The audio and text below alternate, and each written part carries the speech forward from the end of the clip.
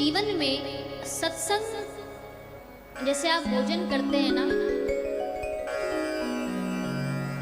हम देखिए हमारा शरीर फिट रहे, हम स्वस्थ रहें, आदमी इस पर बहुत ध्यान देता है, लेकिन हमारा मन स्वस्थ रहे इस पर कभी ध्यान नहीं देता। शरीर से तो वो बहुत स्वस्थ रहना चाहता है, पर कभी मन स्वस्थ रहे इस पर ध्यान नहीं देता। शरीर को स्वस्थ रखने के लिए खूब बढ़िया बढ़िया चीजें खाएगा, जिससे खूब योगा करेगा, लेकिन अगर मैं आपसे पूछूं कि मन को स्वस्थ रखने के लिए क्या करते हैं, तो आपके पास कोई जवाब है?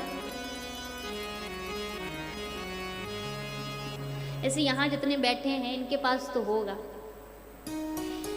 आपके पास है तभी आप यहाँ बैठे हैं, है ना? हम सभी तो बाबा के भक्त हैं, भोले वाले। कलयुग से हमारा दूर दूर तक कोई लेना देना नहीं है। जैसे महादेव है ना भोले भाले, वैसे ही हम भी बाबा के भक्त भी भोले भाले। प्यार में हैं तो भोले और क्रोध आ जाए तो भाले, दोनों ही हैं।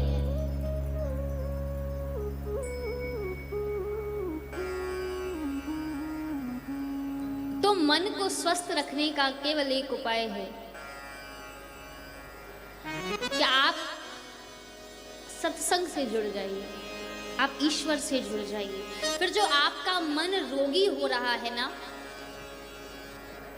वो धीरे धीरे धीरे धीरे पुनः यौवन को प्राप्त हो जाएगा। कुछ लोग कहते हैं ना कि शरीर से बुढ़े हैं तो क्या हुआ, मन तो अभी भी चंगा है। लेकिन अब तो बेचारे छोटे छोटे बच्चे भी अभी से बुढ़े हुए जा रहे हैं, वो अभी से वृद्ध हो रहे हैं।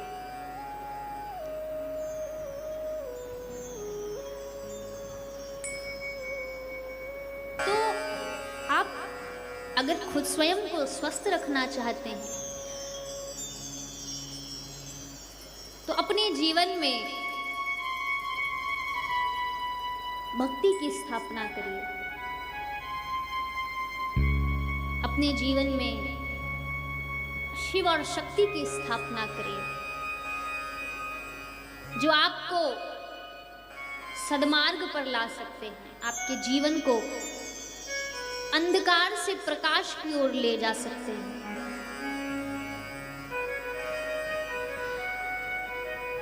तो मैं क्या सुना रही थी, कोई बता सकता है? नहीं बता सकता? बताइए, आप लोग कथा नहीं सुन रहे हैं क्या?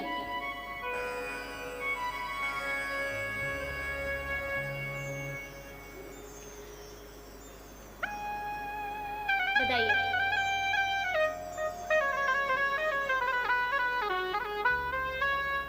अच्छा, आप सबके उठेंगे हाथ?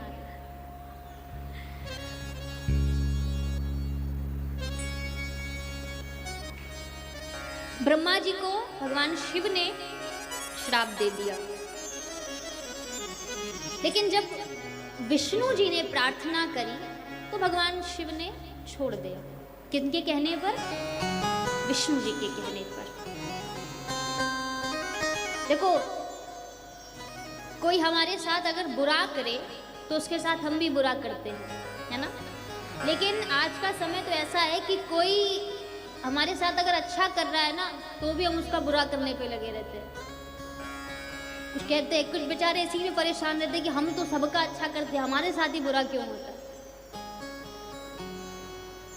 उनको यही गणित नहीं समझ में आ रही कि हम तो सबका भला सोचते हैं, सबके लिए अच्छा करते हैं, पर हमारे साथ ही हमेशा बुरा हो जाता है। ब्रह्मा जी ने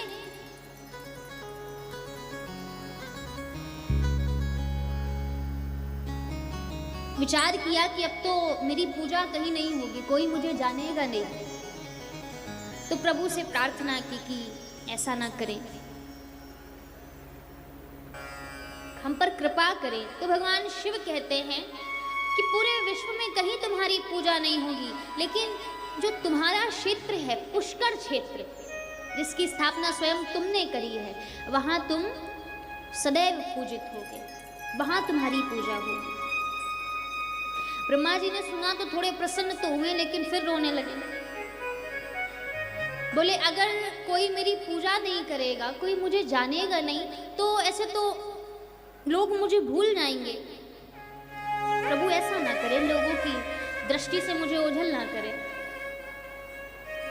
तब भगवान शिव कहते हैं कि ठीक है, जब जब यज्ञ होगा, जहां जहां यज्ञ होगा, वहां तुम आमंत्रित किए जाओगे, वहां पर तुम्हारी भी पूजा होगी। तो भगवान शिव ने उस श्राप को वरदान के रूप में परिवर्तित कर दिया। अब जिसने झूठ का संग किया था केतकी के पुष्प ने, जो ब्रह्मा जी के साथ था, भगवान शिव ने केतकी के पुष्प से कहा, तुमको मैंने अपने मस्तक पर धारण करके रखा था और तुमने सत्य का साथ दिया। इसलिए देखिए, कहते हैं ये प्रसंग हमें ये बताता है कि यदि आप अधर्म के मार्ग पर चलेंगे, अपने गुरुजनों से, अपने से श्रेष्ठ जनों से, माता पिता से मिथ्या भाषण करेंगे, तो ईश्वर भी आपको बहिष्कृत कर देगा, वो भी आपको स्वीकार नहीं करेंगे। ये प्रसंग कहता है। भगवान शिव ने कहा कि तुमने झूठ बोला है, इसलिए जाओ, मैं तुम्हें श्राप देता हूं कि आज से मेरी पूजा में केतकी का पुष्प स्वीकार नहीं होगा।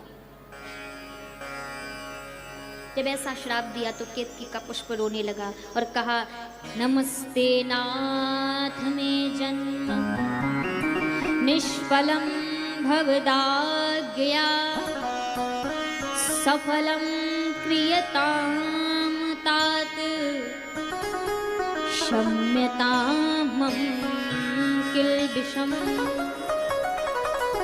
केतकी का पुष्प कहता है, प्रभु अब तो मेरा जन्म निष्फल हो गया, मैं कहां जाऊंगा।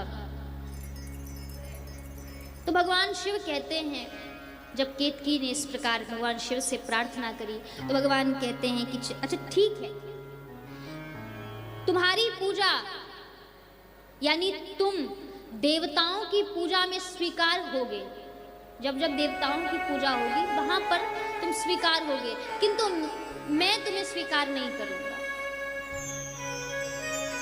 हाँ, जो अपने घरों को सजाते हैं,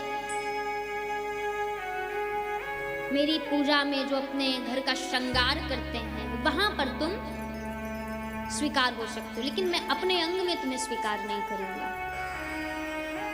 तो इस प्रकार भगवान ने दोनों पर, केतकी के पुष्प और ब्रह्मा जी पर कृपा करी। दो चीज, एक तो ब्रह्मा जी को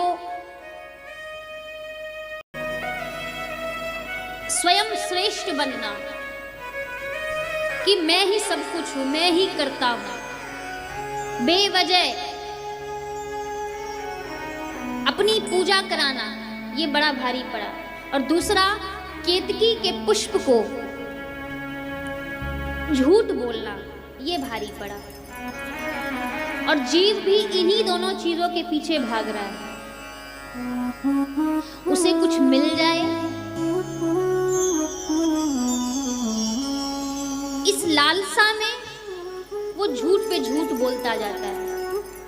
झूठ ही लेना, झूठ ही देना, झूठ ही भोजन, झूठ चबेना। पहले के लोग, अगर लोगों से कह दिया जाए कि कल तुम्हें झूठ बोलना है, तो रात भर उनको नींद नहीं आती थी। क्यों? क्योंकि कल सुबह हमें झूठ बोलना पड़ेगा। और आज का समय ऐसा है कि अगर किसी से कह दिया जाए कि तुम्हें सत्य बोलना है, तो रात भर उसको यही सोचते सोचते नींद नहीं आएगी कि कल मुझे सत्य बोलना है। क्यों? हम असत्य के इतने आदी हो चुके हैं, बात बात पे झूठ बोलना। जहां झूठ बोलने की आवश्यकता नहीं है, वहां भी झूठ बोलना। और गोस्वामी तुलसीदास जी लिखते हैं मानस में, धर्म न दूसर सत्य समाना आगम निगम पुराण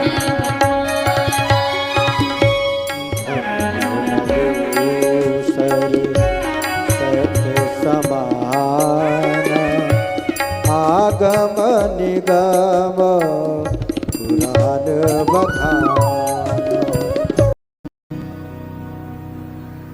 दोनों पर कृपा करी भगवान शिव ने। इसके उपरांत नंदी भगवान कहते हैं कि वो ब्रह्मा और विष्णु दोनों ने भगवान शिव का पूजन किया है। भगवान शिव अपने कुटुंब सहित विराजमान हुए और ब्रह्मा और विष्णु ने शिव का षोडशोपचार से विधिवत सामग्रियों के साथ उनका पूजन किया है। शिव प्रसन्न हुए उनकी पूजा से और भगवान शिव कहते हैं कि मैं तुम्हारी पूजा से प्रसन्न हूं। यह दिन परम पवित्र है, इसलिए दिन में ततः पुण्यम भविष्यति महत् शिवरात्रि रीति ख्याता तिथिरेषां नमः प्रिया। ये दिन मुझे अत्यंत प्रिय है, इसलिए ये दिन शिवरात्रि के नाम से विख्यात होगा, शिवरात्रि के नाम से जाना जाएगा। तो शिवरात्रि के दिन इस धरा को साधना के लिए भगवान शिव के निराकार रूप शिवलिंग की प्राप्ति हुई थी, इसलिए हम सभी शिवरात्रि मनाते हैं। दरबार का ऑफिशियल चैनल करौली सरकार ईश्वरीय चिकित्सा विज्ञान केंद्र चैनल को जरूर सब्सक्राइब करें। नमः शिवाय।